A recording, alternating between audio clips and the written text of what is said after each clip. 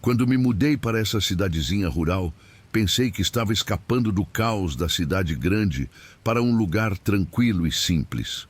Não demorei a perceber que a tranquilidade escondia um segredo sombrio. Desde o primeiro dia, todos falavam da regra da quaresma. Ninguém deve sair de casa após o pôr do sol. Era uma tradição, diziam, para proteger as almas da vila. Eu ri quando ouvi isso pela primeira vez. Uma lenda sobre um cão infernal que vaga pela cidade à procura de pecadores? Era ridículo. Para mim, era apenas uma história inventada para assustar crianças e controlar as pessoas. Mas aos poucos, percebi que todos levavam a regra muito a sério. Portas eram trancadas antes do crepúsculo. Velas eram acesas dentro das casas e as ruas ficavam desertas como um cemitério. Eu, teimoso e cético como sou, decidi desafiar a superstição. Foi numa sexta-feira à noite. O céu já estava escuro e as estrelas brilhavam como pontos frios no infinito. Saí sem dizer nada a ninguém. As ruas estavam silenciosas e eu aproveitei o vazio para rir de como as pessoas podiam ser tão supersticiosas. Caminhei por algum tempo até que um som baixo e ameaçador congelou meu corpo. Um rosnado. O som vinha das sombras mais à frente e quando olhei, vi o que todos temiam. Era o cão. Ele era enorme, quase do tamanho de um cavalo, com olhos que brilhavam como carvão em brasa. Seu pelo negro parecia emanar fumaça, e havia algo nas sombras ao seu redor que parecia vivo, como se elas se movessem junto com ele.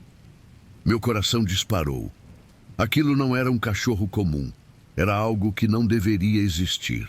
Tentei correr, mas minhas pernas pareciam travadas. Ele começou a avançar lentamente, os olhos fixos em mim. Então, como se uma força invisível puxasse as palavras da minha boca, eu gritei por ajuda. A porta da igreja, que ficava na esquina mais próxima, abriu-se com um rangido e o padre surgiu, segurando um crucifixo e uma vela acesa. "Corra para cá, agora!" ele gritou. Com as poucas forças que me restavam, corri em direção à igreja. O cão avançou, mas o padre ergueu o crucifixo e entoou palavras que não conseguia entender. Um rugido ecoou pela noite, como se o próprio inferno tivesse respondido. Quando atravessei o limiar da igreja, senti um calor estranho me envolver. Assim que o padre fechou a porta atrás de mim, o rosnado cessou. Ofegante, olhei para ele, sem saber o que dizer. Ele não parecia surpreso, apenas cansado. "Você saiu, não foi?" ele perguntou. Eu assenti, incapaz de mentir. "Você viu o cão?" ele afirmou, mais como uma constatação do que uma pergunta. Isso significa que ele sentiu o cheiro dos seus pecados. Mas ainda há tempo. Venha. Ele me levou até o altar, onde havia um pequeno recipiente com água benta. Aquele cão não é apenas uma lenda. Ele é real. Um guardião enviado para punir os pecadores, mas também uma maldição antiga ligada a esta cidade. Enquanto ele falava, começou a preparar um ritual. Acendeu velas ao redor de mim, desenhou um círculo com cinzas e pediu que eu ajoelhasse. "O que vou fazer pode doer, mas é a única maneira de purificar sua alma e afastar a marca que ele deixou em você." Senti meu corpo tremer quando ele começou a rezar. Suas palavras eram uma mistura de latim e orações que eu reconhecia. Mas havia algo mais.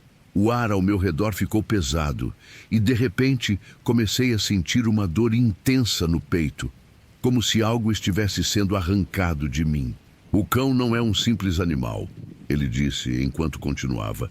"Ele é um mensageiro e aqueles que ele marca nunca estão completamente livres. Você precisa ser forte." De repente senti como se uma chama tivesse sido acesa dentro de mim. Gritei, mas o padre não parou. Ele continuou até que finalmente algo que parecia uma sombra saiu de mim, dissipando-se no ar com um grito sobrenatural. Quando tudo terminou, eu estava deitado no chão, exausto, mas vivo. O padre me olhou com um misto de alívio e seriedade. "Você teve sorte", ele disse. Poderia ter sido o fim, mas lembre-se, o sobrenatural não é algo para se brincar. Eu nunca mais duvidei. Na manhã seguinte, enquanto as pessoas começavam a sair de suas casas, contei ao padre que minha vida tinha mudado para sempre. Ele me ouviu com um leve aceno e, antes de eu ir embora, deixou-me um conselho. Respeite o que não entende, sempre. Alguns meses depois, precisei me mudar para outra cidade por conta de trabalho. Hoje levo uma vida normal, mas com uma diferença. Não ignoro mais o que está além do nosso entendimento. Respeito cada tradição, cada história que ouço, porque sei que algumas lendas são muito mais reais do que parecem.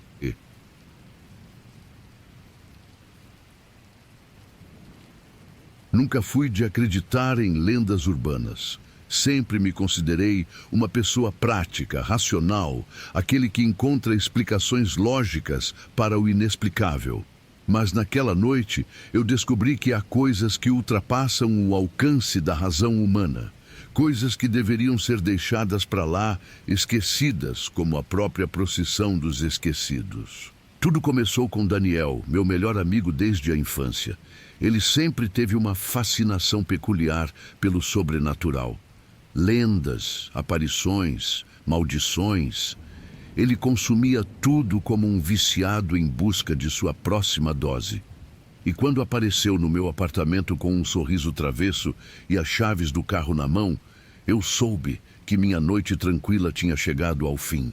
Vamos investigar a procissão dos esquecidos, ele anunciou, como se fosse a ideia mais genial do mundo. Você só pode estar brincando. Isso é só uma lenda, Dan. Nada mais que histórias para assustar crianças. Ele se aproximou, balançando no ar um mapa amassado que parecia saído de um livro antigo. No centro, marcado com tinta vermelha, estava o nome de um lugar: Estação Ferroviária de Santana. É lá que tudo começa. Foi lá que a lenda nasceu, disse ele, com o mesmo entusiasmo infantil que usava quando éramos crianças, planejando aventuras no quintal. A estação ferroviária de Santana era famosa, mas por razões perturbadoras. Abandonada há décadas, sua história era cheia de tragédias. No final do século XIX, era o coração de uma rede ferroviária que conectava a cidade a outras regiões. Durante anos, prosperou, mas aos poucos tornou-se palco de desastres inexplicáveis. Um descarrilamento catastrófico tirou dezenas de vidas.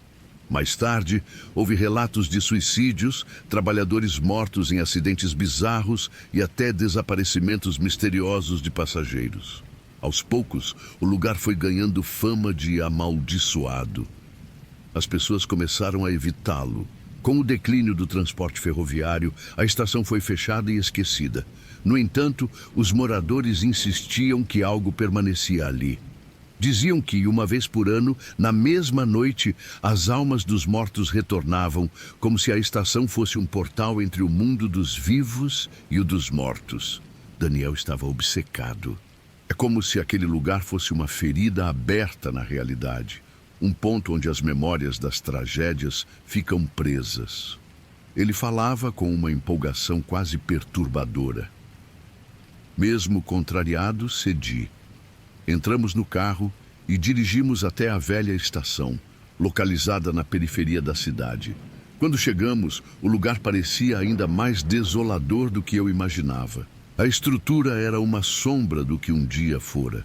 O teto de ferro estava parcialmente desabado e as vigas enferrujadas rangiam com o vento. Os trilhos, cobertos de mato, desapareciam na escuridão da noite.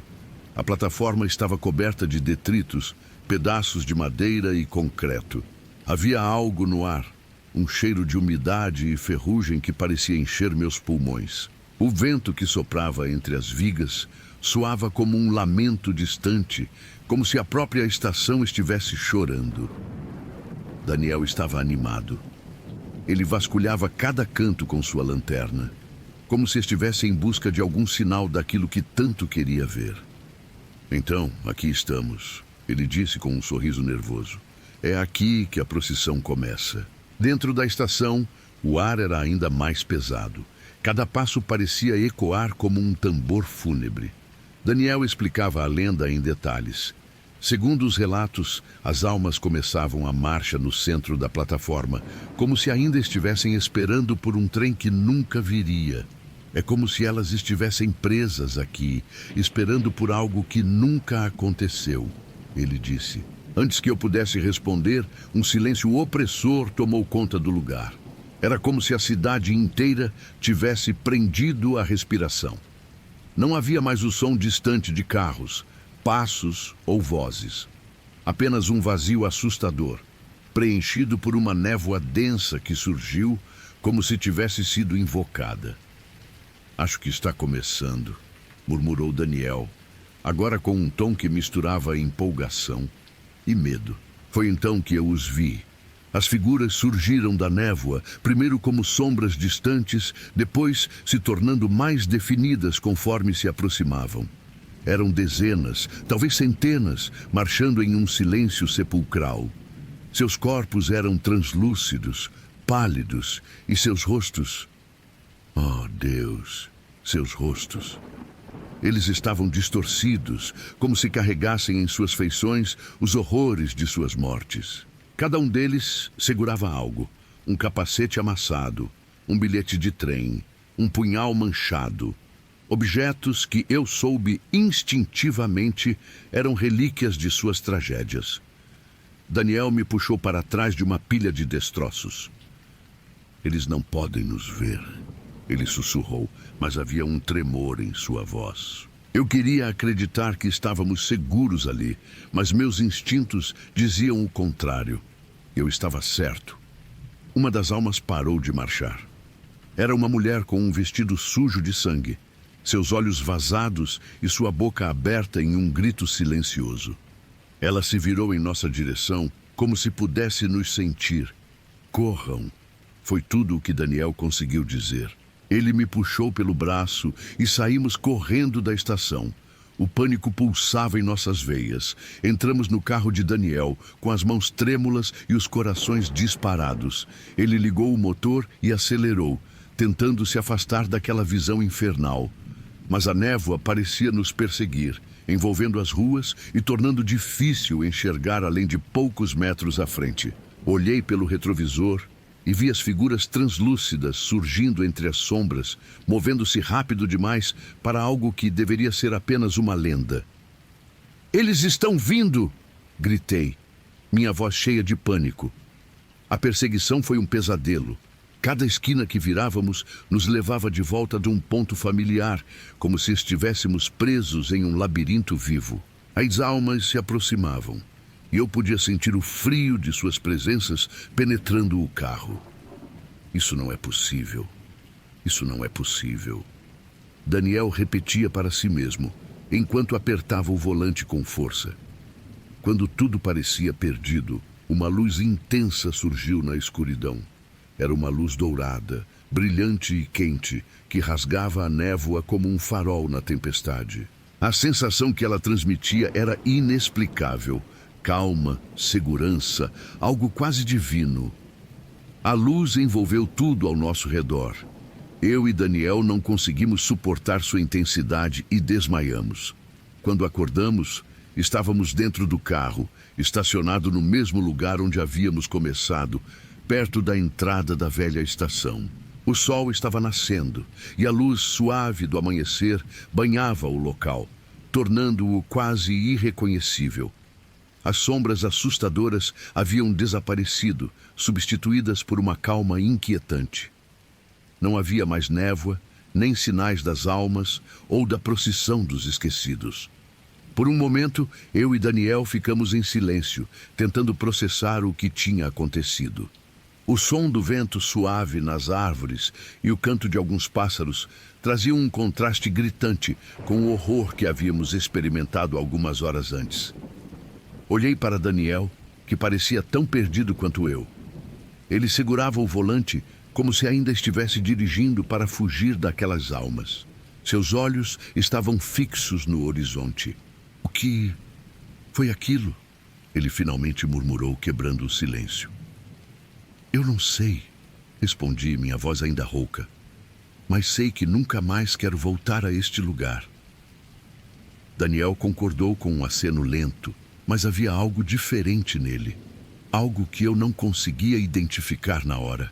Era como se aquele evento tivesse acendido uma centelha de compreensão, de respeito pelo desconhecido que antes ele tratava com curiosidade imprudente. O caminho de volta para casa foi tranquilo, quase silencioso. Nenhum de nós sentiu a necessidade de falar. Talvez fosse o choque, ou talvez tivéssemos entendido que algumas coisas precisam permanecer inexplicáveis. Mas enquanto dirigíamos pela estrada iluminada pelo sol, comecei a refletir sobre tudo. Aquela luz dourada que nos envolveu no momento mais sombrio, seja lá o que fosse, trouxe algo mais do que segurança, trouxe uma lição. Por mais escura que seja a noite, sempre há uma luz esperando para romper a escuridão. Sempre há esperança. Ao longo dos dias e semanas que se seguiram, percebi que aquela experiência me transformou. Eu, que sempre fui tão cético, finalmente aprendi que há coisas que simplesmente não podem ser entendidas. E está tudo bem. O mistério não é algo a temer, mas a respeitar. Daniel também mudou. Ele, que sempre buscou o sobrenatural com uma curiosidade quase obsessiva, tornou-se mais ponderado. Hoje, olhando para trás, vejo aquela noite como um divisor de águas.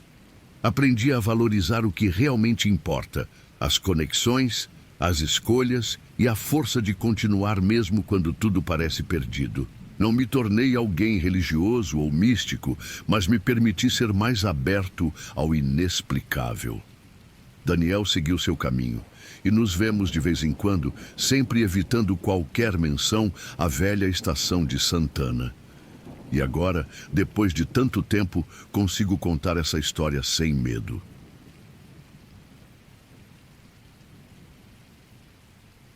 Cresci em uma fazenda isolada, rodeada por campos que pareciam se estender para sempre. Durante o dia, tudo ali era tranquilo, quase idílico. O sol iluminava os campos dourados e o som das cigarras preenchia o ar. O cheiro da terra quente e do feno recém-cortado trazia uma sensação de paz. Mas à noite, tudo mudava. A casa velha de madeira estalava com o frio da noite, como se respirasse. O vento passava pelos corredores, sussurrando segredos que eu não entendia. O silêncio que se instalava era opressor, como se até mesmo os insetos tivessem medo de se manifestar. Era nesse silêncio que eu via as figuras sombrias. Elas surgiam assim que o céu escurecia, formas indistintas, altas e finas, que se moviam pelos campos como se flutuassem. Às vezes pareciam me observar, embora nunca chegassem muito perto. Eu tentava ignorá-las, mas sempre soube que estavam lá. Tentei falar disso com meus pais várias vezes, mas eles sempre riam e diziam que era minha imaginação. Sombras das árvores, minha mãe dizia, ou talvez algum animal passando. Mas eu sabia que não eram sombras nem animais. Eram algo mais. Minha irmã mais velha, Clara, acreditava em mim. Ela também as via, e muitas noites ficávamos juntos na janela do quarto, observando aquelas figuras. Não falávamos muito, não precisávamos. Só o fato de termos um ao outro já nos dava um pouco de coragem.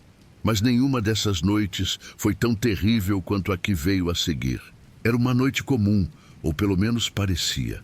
Clara e eu já estávamos deitados, embora nenhum de nós estivesse dormindo.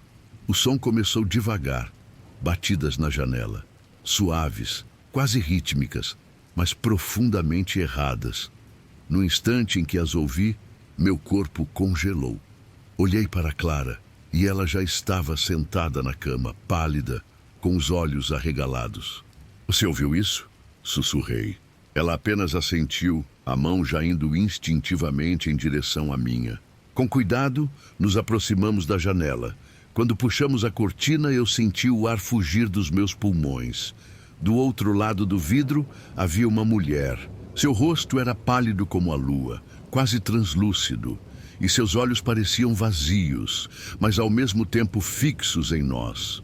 Ela vestia um longo vestido antigo, algo que parecia ter saído de outro século, com rendas e detalhes que o tempo não deveria ter poupado. Seu cabelo, escuro e comprido, movia-se levemente, como se um vento invisível soprasse ao seu redor. Mas o que mais me marcou foi o sorriso dela. Era largo, perturbador e cheio de intenções que eu não conseguia compreender. Ela levantou a mão e acenou para nós, lentamente, como quem chama uma criança para brincar. Quando ela falou, sua voz soou suave, doce até, mas havia algo profundamente errado em cada palavra. Há um lugar onde o tempo não toca, onde o riso nunca acaba. Venham antes que seja tarde. Por algum motivo, aquelas palavras me atraíram como nada antes. Era como se minha mente tivesse sido invadida. Cada pensamento meu substituído por uma vontade incontrolável de ir até ela. Eu não sei o que estava acontecendo comigo, mas minhas pernas começaram a se mover antes que eu pudesse pensar. Dei um passo, depois outro em direção à porta. "Não!" Clara gritou, agarrando meu braço com força. O desespero em sua voz me trouxe de volta à realidade. Seus olhos estavam fixos nos meus, e ela tremia tanto quanto eu. "Não olhe para ela. Não ouça o que ela diz." Ainda assim eu queria ir. Cada batida do meu coração parecia me empurrar em direção à porta. A mulher continuava lá, sorrindo, inclinando a cabeça de leve, como se estivesse intrigada com Clara. "Você quer brincar, não quer?" Ela disse novamente, dessa vez mais suave. "Eu sei que quer." Clara fechou as cortinas de repente e me abraçou com força. Fiquei ali, imóvel, ouvindo as batidas persistirem por mais algum tempo. Elas pararam tão de repente quanto começaram. Nós não dormimos naquela noite. No dia seguinte, contamos tudo para nossos pais, mas eles apenas sorriram, como se fosse mais uma fantasia infantil. Clara não insistiu, mas eu via em seus olhos que ela ainda estava tão assustada quanto eu. Os anos passaram e assim que tive a oportunidade, deixei a fazenda para trás. Fui para a cidade grande, arrumei um emprego e construí uma nova vida. Hoje tenho um lar aconchegante, amigos e um trabalho que me mantém ocupado. Às vezes lembro daquela noite, mas agora parece apenas um eco distante de um pesadelo antigo. Nunca mais vi aquelas figuras nos campos, nem ouvi batidas na janela. Clara e eu ainda conversamos sobre a fazenda de vez em quando, mas apenas como uma lembrança de algo que ficou para trás.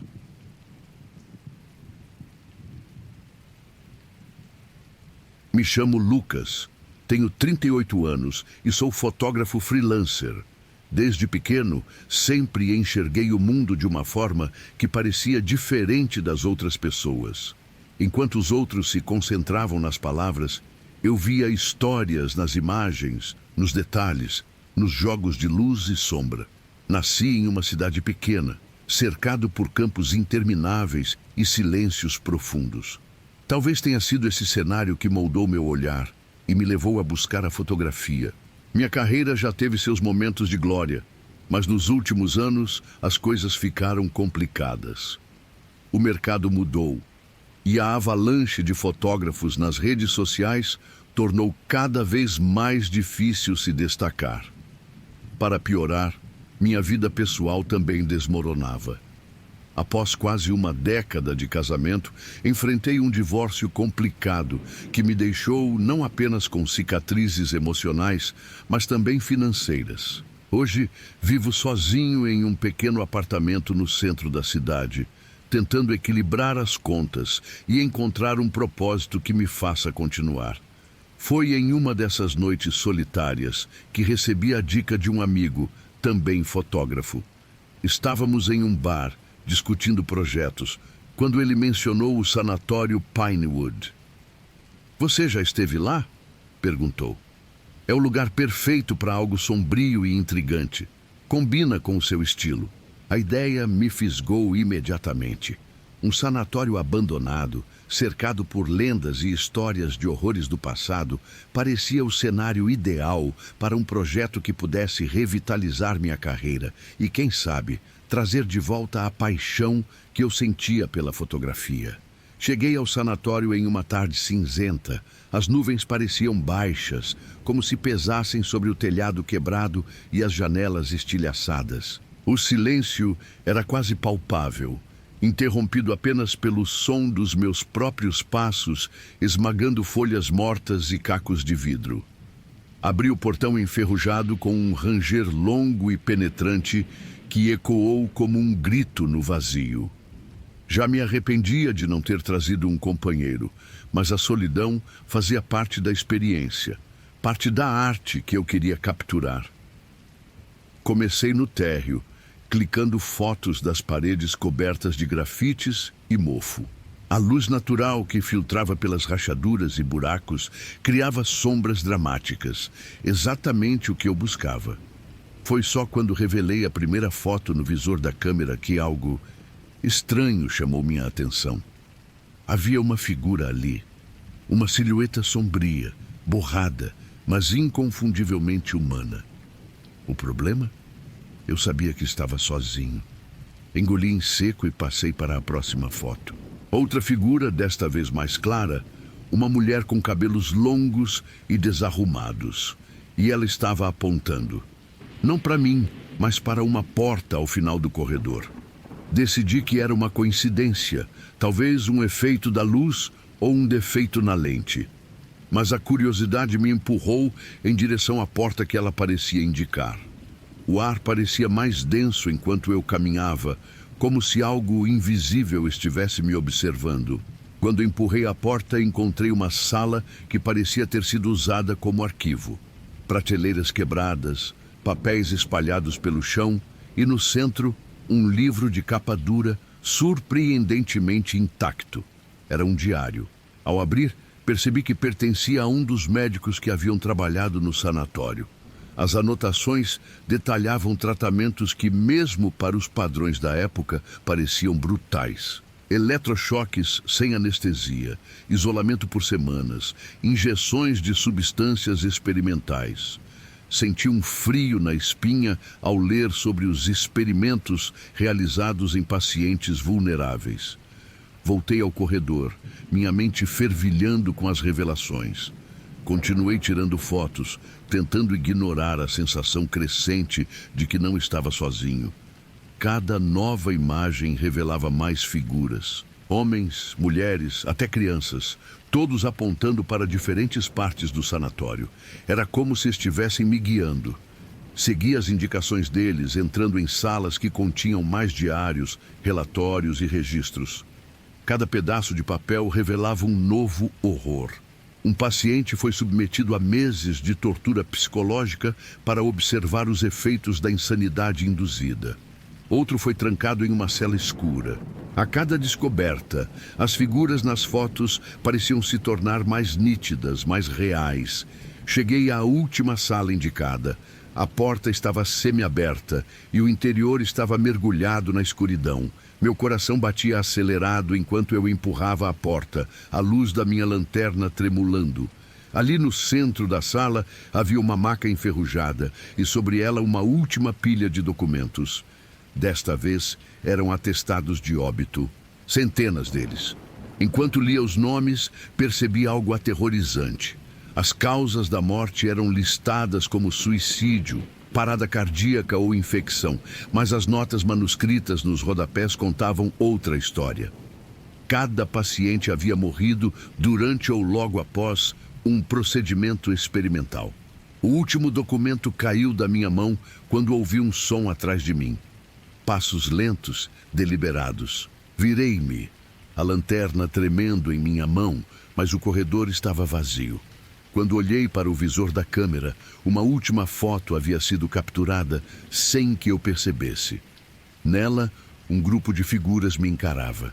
Eram os mesmos que haviam aparecido nas fotos anteriores, mas agora estavam todos juntos e desta vez estavam apontando para mim.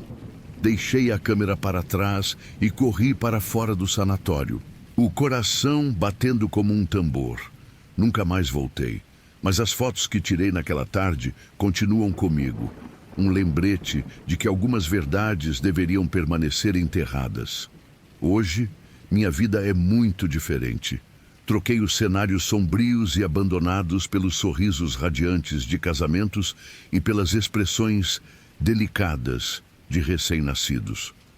Trabalho como fotógrafo de eventos e famílias. No começo, achei que isso seria algo temporário, apenas uma forma de me reerguer financeiramente. Mas, com o tempo, percebi que esses trabalhos me trouxeram algo que eu não sabia que precisava: leveza. Quanto ao dia no sanatório, tomei uma decisão. Nunca mais falei sobre isso, nunca revelei as fotos a ninguém. Escolhi rezar por aquelas almas que tanto sofreram e deixá-las descansar. Algumas noites ainda acordo com a sensação de que algo me observa, mas me forço a acreditar que são apenas ecos do passado. Hoje, prefiro focar na luz, nos sorrisos e na alegria que posso capturar. Talvez, ao honrar os vivos, eu também esteja ajudando os mortos a encontrarem sua paz.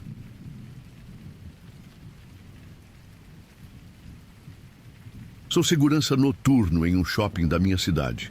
Não é o tipo de emprego que você sonha em ter, mas paga as contas e, na maior parte das noites, tudo o que preciso fazer é caminhar pelos corredores vazios, monitorar as câmeras de segurança e garantir que ninguém esteja fazendo besteira lá dentro. O shopping fica em silêncio absoluto e as horas passam devagar. Só que naquela noite, o silêncio parecia pesado, como se houvesse algo no ar. Logo na minha primeira ronda, por volta das 23, percebi que algo estava fora do lugar. O mascote infantil do shopping, um boneco gigante, não estava onde deveria estar. Para quem não conhece, ele é uma figura caricata e fofinha, projetada para atrair crianças. É todo colorido, com olhos enormes e um sorriso desproporcional que, para ser sincero, sempre me deu arrepios. O boneco fica numa vitrine promocional perto da praça de alimentação. Naquela noite, ele estava no chão, deitado de lado, a uns bons 2 metros de distância da vitrine. Parecia que alguém o tinha arrastado. Minha primeira reação foi culpar os funcionários do turno anterior. Talvez tivessem deixado a vitrine aberta e o vento, ou algum descuido, tivesse derrubado o boneco. Suspirei, coloquei o boneco de volta no lugar, travei a porta da vitrine e segui com minha ronda. 2 horas depois, já no monitoramento das câmeras, vi algo que me fez perder o fôlego. O boneco não estava mais na vitrine. Ele tinha se movido novamente e agora estava encostado numa parede, a alguns metros dali. Eu pausei o vídeo e rebobinei para ver como aquilo tinha acontecido, mas não consegui encontrar nada. 1 minuto ele estava lá, no centro da vitrine, e no próximo, simplesmente tinha desaparecido. O estranho é que os sensores de movimento do shopping não tinham disparado, e as portas de emergência estavam todas trancadas. Eu sabia que ninguém mais estava ali comigo. Então, quem tinha movido o boneco? Com a sensação incômoda de que algo estava muito errado, fui até o local. Meu coração batia mais rápido do que eu gostaria de admitir. Quando cheguei, lá estava ele, com aquele sorriso congelado, olhando diretamente para mim. Mais uma vez, devolvi o boneco para a vitrine e dessa vez me certifiquei de trancar a porta com mais força. Até testei a fechadura umas 3 vezes antes de ir embora. Mas aquilo não bastou. Às 3 da manhã, enquanto eu revisava as gravações, vi o boneco novamente fora do lugar.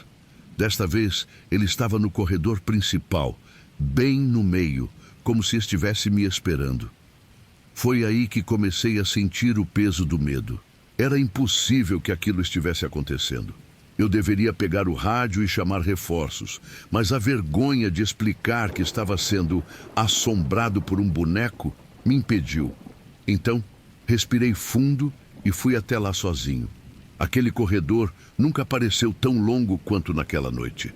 As luzes fluorescentes zumbiam acima de mim e o som dos meus passos ecoava, mas tudo o que eu conseguia ouvir era o bater do meu coração.